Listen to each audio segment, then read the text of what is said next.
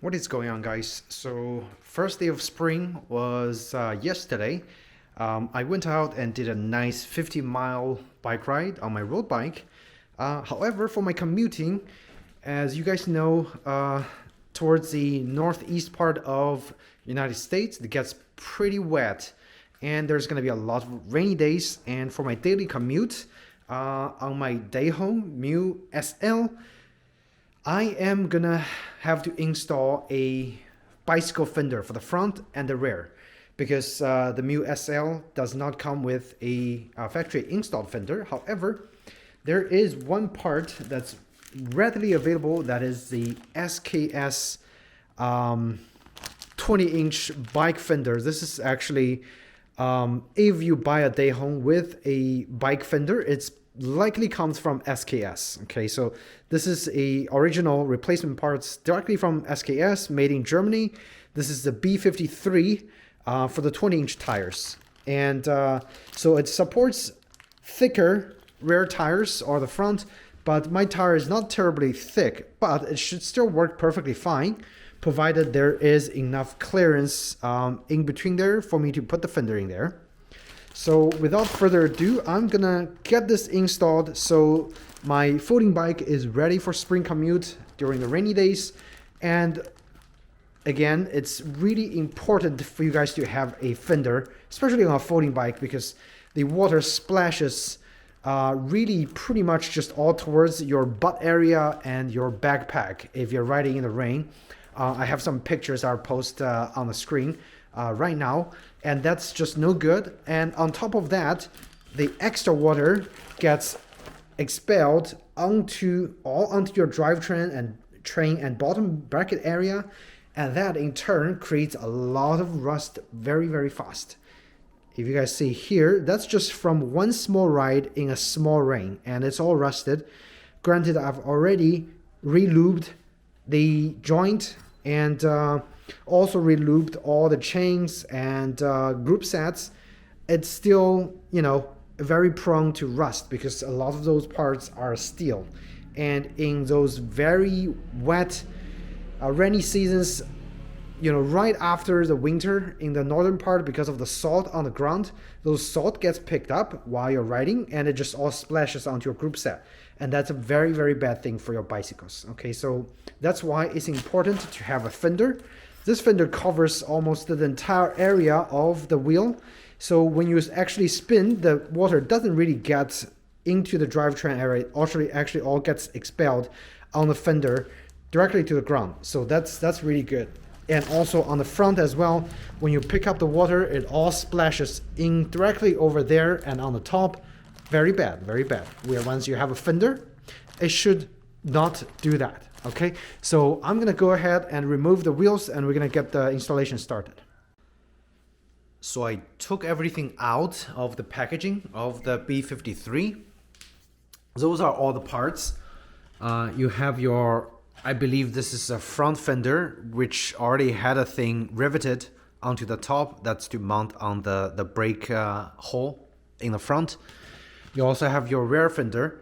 It's longer. It doesn't have a hole pre-drilled because you have to custom fit this little clip on the back with a whole bunch of screws and adapters to make sure it fits. Okay, so there are a total of 4 sets of V clips. 2 of them have a plastic top and 2 of them doesn't. The one that doesn't have a plastic top, I believe it is used for the front, I believe, but quote me if I'm wrong. This one, I don't know how this one mounts, so we'll have to go through the installation and find out. Those are all the screws included. You got 3 medium-sized screw, 1 really long one, and 5 really short one. 5 of those caps, self-locking caps, and 2 of the medium length bolt. And over here you have some self-drilling clips over here. I don't know what those are for. We'll find out soon. And a whole bunch of washers. Okay, so this is all the parts.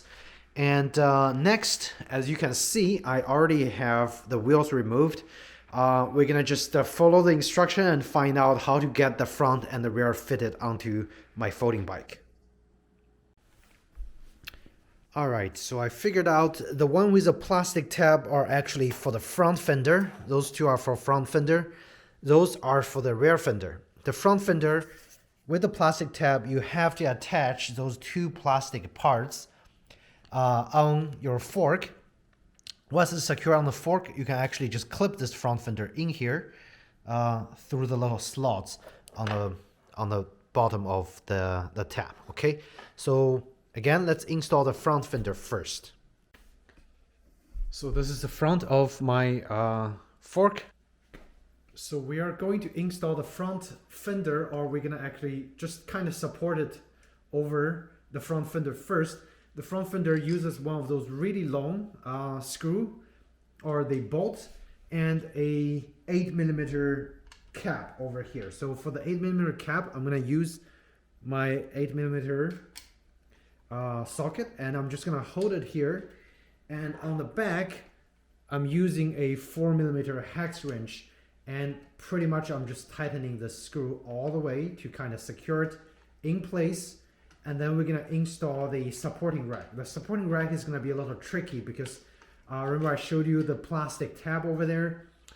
The lengths of the tab have to be adjusted using a hacksaw. So make sure you guys have a hacksaw ready, because it requires a little work and customization.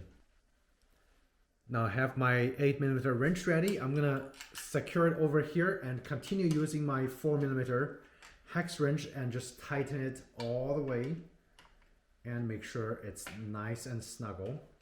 So now it's kind of halfway secured for the front. Next we're gonna actually measure. We're gonna measure the length of this V-brake, or the V-clip, and this is the one for the front with the plastic tab. And you can see on the end there is the clip for the edge of the fender. You can simply just pop this off, because we have to mount this clip onto the fender first, which is, let me show you. Right here, you're gonna use this hole and one of those really short hex screw. And we're gonna use those two plastic tab, one on each side, and again, this really short screw. And we're just gonna screw this in here and secure it directly. And once this is probably 4mm.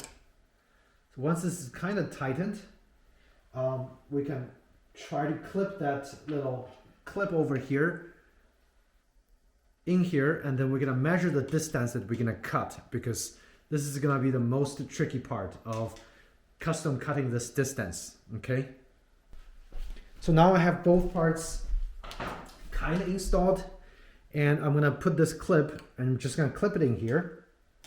And I think they said you'll hear a very loud clip right there. So now it's clipped and it's ready to kind of fit whatever angle that you need.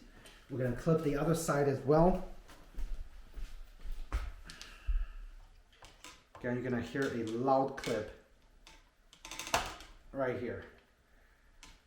Now the problem I'm facing right now is that only the clipping area is very limited for the other side, because the magnetic clip is here. So it's actually interfering with the magnetic clip. Wow, this is gonna be a little tricky, because the only area I can use for the other side is at the very edge here. Hopefully it holds right there, hopefully.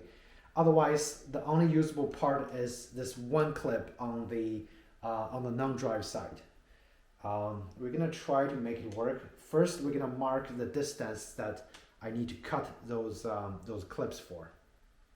So I guess the smartest way would be just put the clip on here and then start marking.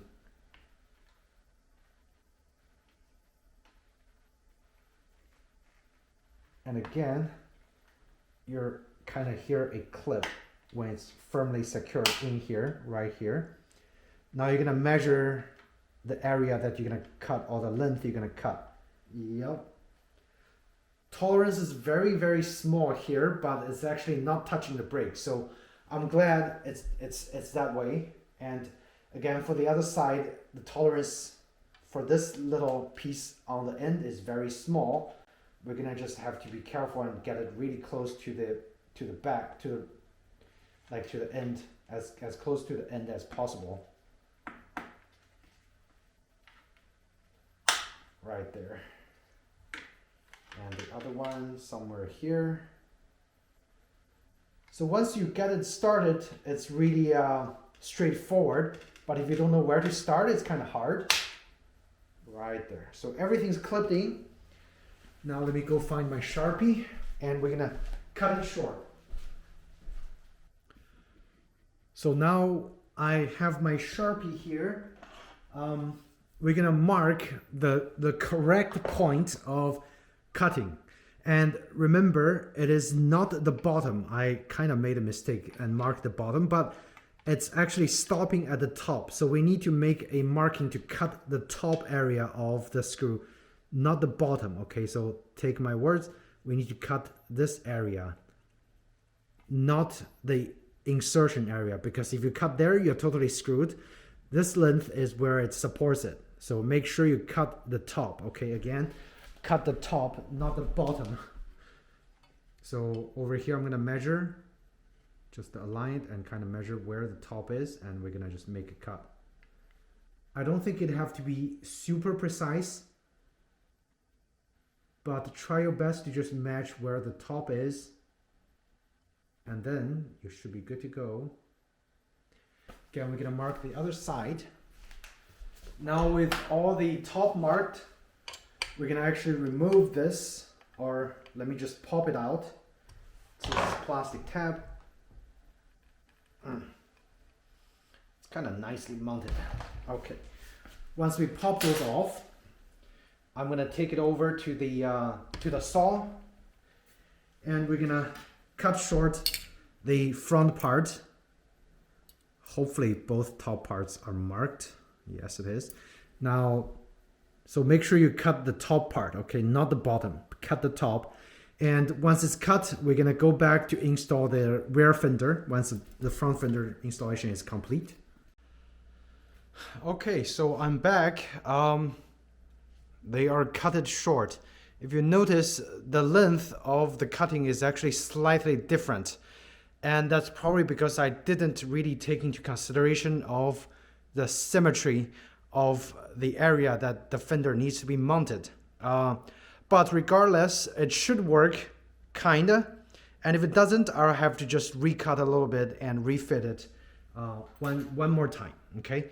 So again, I'm gonna clip those clips back in there, or actually just first make sure it's the right clip. Yep, this one looks to be right. So let me put it in here.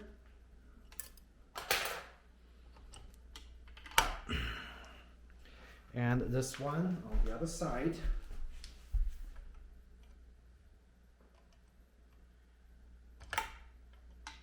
I believe this is the right one. So now it is actually kind of all aligned. Let me just try to get the fender kind of clipped in here so we can see how it works.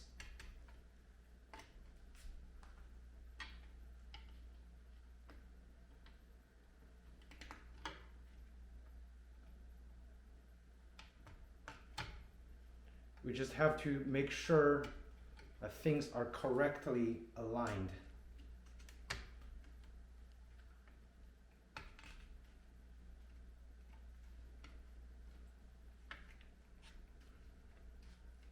And of course, I'm trying to insert it as deeply as possible. Let's see. So it looks to be okay. So now the other side is kind of interfering with the clip just a little bit, but I think it should be fine. Let me tighten the screws. We're gonna put the front wheel on there, and then we're gonna just do a quick test. Hopefully nothing is touching the front wheel. So see, it's slightly off. And if you look over on the back, it kind of looks silly because this area is just way too long. So I'm thinking if I'm able to shorten this back area just a little bit by cutting the wires a little bit shorter. Okay, I just cut short the other side of the two of the rods, and now it's actually kind of centered on the back, or I mean on the front. So if you look, there is, you know, a symmetry between the left and the right, and I would say it's pretty much done. It's not the best looking Fender setup because, again, ideally it would go lower and stop right there, but this one, since it's designed for the bigger wheels, it's actually not stopping there. I think what I could do is I could cut this even shorter and just force it a little closer to the wheel, but again, it's not necessary. It's actually gonna do its job perfectly fine of stopping the water from splashing up onto the backside onto the bottom of the bottom bracket area, and it's not touching anything. So at this point, I would say the front fender installation is actually done. I am gonna tighten the screw over here and just call it a day. Okay guys, here is the tricky part, that when you buy the Fender from SKS, they don't tell you that some major modification is required. And the problem with my bike, the Dayhong Mu SL, is that the original V brakes are very specific folding bike V brakes. So they have a very short stem over here. Now this short stem is what caused the front area to be actually very small, little to no clearance from the brakes when you try to apply the brake. As you can see, the front fender actually moves around with it and it's gonna scratch it for sure. So when you buy the Fender, you have to make sure to be ready to modify your brakes. And my problem is, or I'm lucky because I have extra pairs of V brakes just sitting around. So if you compare this standard size V brake, you can see the stem area is much longer. So the Fender from SKS is actually designed to work with normal V brakes of standard length.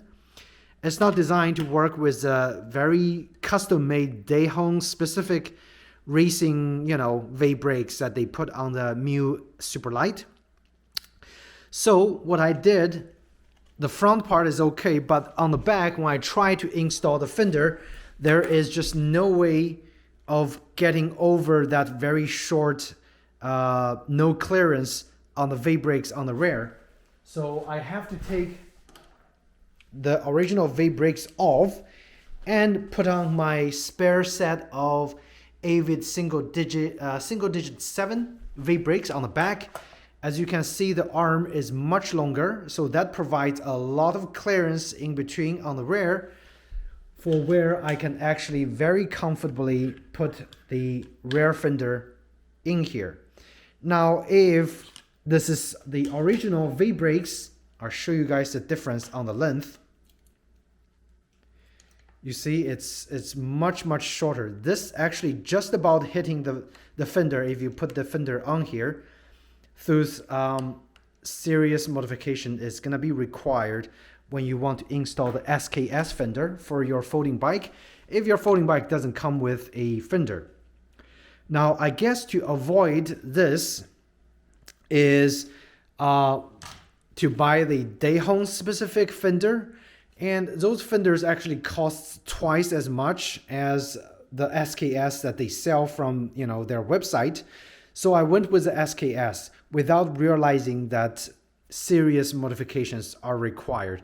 And as you can see, during the previous video, I had to custom cut the length of those rods as well. And also I'm gonna be doing that for the rear. I'm not even gonna show you guys how it works because the installation is pretty much same as the front, but I want to make you guys to be aware of the different lengths on the V brakes if you have a custom-made V brake from Dayhong. So the advantage of those smaller length V brakes is they're very light and they're also very powerful. However, it's not going to work with the Fender, so that's a downside. You have to just buy a standard length V brake for the front and the rear for the Fender to work. Okay, so I'm just gonna go ahead and install the rear part, which is pretty much same as the front, except the I'll show you really quick. Except this piece to mount on the bike is right here, so you pretty much just leave it there and you align it to the back.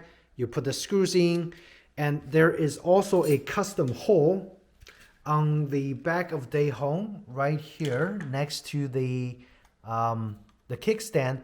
This hole is also used to secure and align with this hole on the back of the rear fender. So there is a hole there. So there are two securing points on the frame itself, and also you're going to be using those two standard V-rods with custom cut length to support the rear fender. Okay, so I'm going to go ahead and get it done. Then we're going to take a look at the overall effect of the fender, the SKS B53 fenders. So I'll be right back. So kind of got the thing secured on the rear of the folding bike with this, I'll show you, the screw over here that mounts onto the fender mounting bolt. My issue is the bolt clearance is so little, I can barely fit the nuts on the bottom. And the problem is they only provided, remember I showed you guys like the different length of screws? They didn't provide one that actually fits my frame perfectly. So either them is too short or they are barely long enough for the rear one. The front fender was fine with the provided screw that was really long, but just not the rear. Okay, so but I was lucky enough to have the screw just extended a little more so I can grab onto the nuts and secure it over there. Once this is secured, it's actually adjustable, so you can get a really nice angle that you want, and then install the V brakes on, like for my bike, I have two mounting areas, so I can mount on either one of those, whichever fits the best, and then custom cut the length and to have the back fender also ready. Now, one thing I didn't mention during the installation is there are some self-tapping screws that were included. I'll show you their use. So the self-tapping screws are like this. They're very pointy, very sharp. They are used to actually put into the tab here and lock it once you have the tab adjustment perfect. So once you lock this, you won't be able to remove the tab or accidentally lift it during your riding or during your folding and unfolding action, and they would actually just stay in place at the same height that you set them to. So that's the plus side of getting them custom fitted, and you also have the option to permanently mount the screw there, so the fender is always going to be in perfect alignment. So I got the back installed as well. Not as hard as I thought. However, a couple notes. When I try to install the screws, I try to put it on the inside so it looks a little better. However, if I put the screw inside, it's not going to work with the drive side because it's just going to hit the drivetrain right away. So you have two options over here to mount the screws, and you can mount either of them on the outside. And just to be consistent, I also removed the screw from inside on the non-drive side to the outside and aligned the bike kind of nicely so it's pretty well centered. Okay, the issue that I talked about earlier, you really need a longer or a standard V brake for the Fender SKS fender to work, because if you have the non-standard one, like the original kinetic brakes, it's too short and it's gonna hit the fender when you try to install it. So you really need a standard length I'll post a link on where you can get a standard length V-brakes, and maybe you can just sell your shorter V-brakes for people who don't need a fender. Now that fixed the issue on the back, and at the very end I used those self-tapping screws and just secured the rod onto the fender, so it's really nice. It's not gonna move at all. The only the only pity is the hole over here on the Dehong. It's not a standard hole, so I really cannot put a screw here to actually just nicely fixate it over there without modification. Eventually I should be able to drill a hole over here and then just use a smaller size diameter screw to get it really nicely secured on here. But really it doesn't matter because it's actually pretty securely mounted, so it's not gonna move quite a lot during riding, and it shouldn't affect the performance at all. Now, in conclusion, yes, this is a really great, permanent solution to make sure, you're not getting hit by the horrible rain during the rainy season. And it is actually quite complicated to get the fender installed. It actually took me quite a long time, because one, you have to saw those 8 rods to the custom length, and the second, I hit the problem with the brakes, which took me even longer to solve the issue by replacing the brakes. But overall, at the end, it worked. So if you guys are in the market looking or thinking about the SKS B53 20-inch, fender set for your folding bike, make sure or be prepared to spend some time to get it installed. I would say, hopefully you look at my video and you know what to expect, but just be prepared to spend quite a long time. If you really don't want to go through the hassle of spending hours being frustrated, I would suggest just get one of those removable fender. And again, this one is for my road bike, because the road bike doesn't have enough clearance to install one of those big fenders. So you can just mount it right there and then just ride nicely. The downside with those removable ones is they don't really cover the bottom bracket area, so your bottom bracket is gonna get hit pretty bad with water, and that translates to a lot of rust on your components. So really, I would suggest for permanent solution, get the SKS. Once you get it installed, hassle-free, it's not gonna move. If you just want to prevent your butt from getting wet, get one of those removable fenders and you should be happy. But again, if you're going with that solution, make sure you clean your bike really nice and well and lubricate all the components, because your group set is gonna hit with water pretty badly, okay? So thanks again for watching at this video. I know it's a little bit long because the installation, again, it's not without issues. So I thought it might be good to actually wrap up this review in rainy day with a actual commuting on my Dehong Mu SL, and this is with the SKS B53 really wide bicycle fenders for the folding bikes. And in the previous videos I've showed you guys my struggle with installing this, and with this thing installed, it's actually performing quite good. So today I rode in a lot of puddles. As you can see, nothing has gotten into the drivetrain area, not much. And the front fender, because it's really low, it's actually doing an excellent job from preventing the water from splashing into the drivetrain. So as you can see, my drivetrain overall during about 20 minutes of riding, it's actually in very, very good shape. So there's a little bit of the mud over there, so I think what I can do is actually extend this just a little more, so even less stuff gets away onto the drivetrain area. It's still raining pretty big, so, and I'm in full rain gear, as you can see. So if you guys are wondering, yes, full fender is probably your best shot, but look at how dirty the sand and the grime is.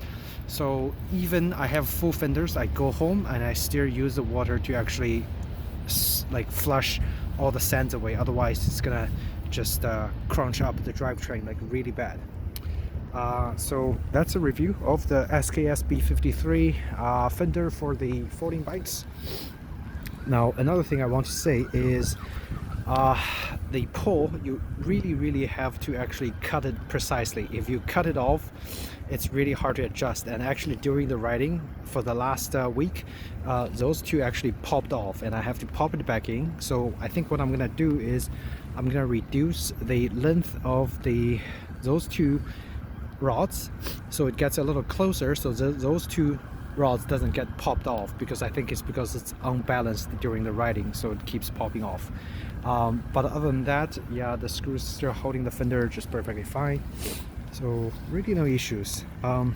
Besides, it looks a little weird on the back and the front at towards the bottom area. But if you guys have any questions about the SKS B53 Fender for the folding bike, 20-inch by the way, just feel free to ask me in the comment section down below. Otherwise, hope you found this video helpful in helping you keeping and staying dry in the rainy season. Okay, thanks again and take care.